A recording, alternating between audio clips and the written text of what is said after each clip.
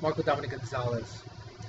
So anybody, any medical professional, since I've been here in Tucson, that has come into contact with me and we've been through these scenarios, I want you to ask yourself something.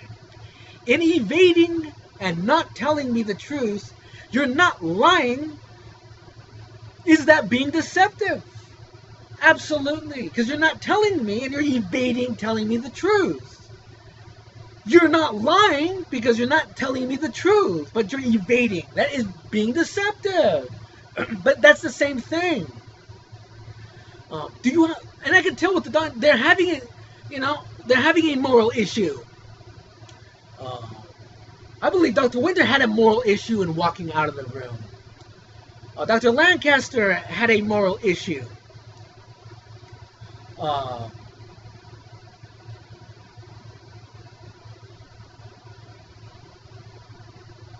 my gosh, man! But I mean, it's almost like all the health professors are gonna say, "Well, we didn't lie to him." Yeah, but you didn't tell him. I mean, the nurse doesn't tell me she's treating me for rosacea. She doesn't tell me that. I'm thinking I'm getting a big antibiotic for that is better than I don't know how you say that. Whatever this antibiotic is. For impetigo symptoms. That's what I'm under the impression of. And I have to go through all that freaking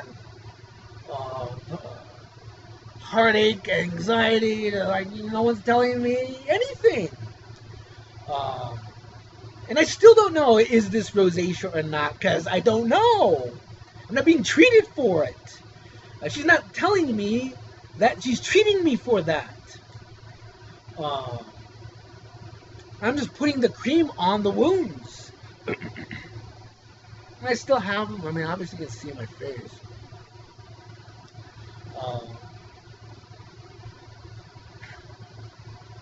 I mean, it should have to be lawful, folks, that when you see a doctor or you see a nurse, that they have to tell you what they're treating you for. I mean, to me, that's reasonable expectation. To not get that, does that violate ethics? And in everybody who's come into contact with me in the medical profession, I can understand then why, I mean, do things how you would normally do. But it seems like the doctors and nurses can't. They're under a duress. They're under a direction. Government intrusion. Out it. Because you're not doing what you would normally do with every single person. You're just not doing it with me. But that's discrimination. You can't legally discriminate. The law can't say you can legally discriminate.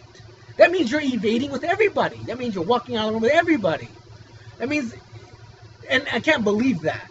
I can only believe you're doing it under a pressure, under a duress, under someone saying a law. Who can say in the law evade and not answer the man's question when they are health concerns? You're not letting the man get out his grievance. He's saying, wait a minute, man, look what's happened to me in this other incident. And you're leaving the victim, the patient, not knowing what's happening to him, and then it's like, wait a minute, dude. I mean, that creates anxiety. I mean, these are all things to induce anxiety. I mean, think about that.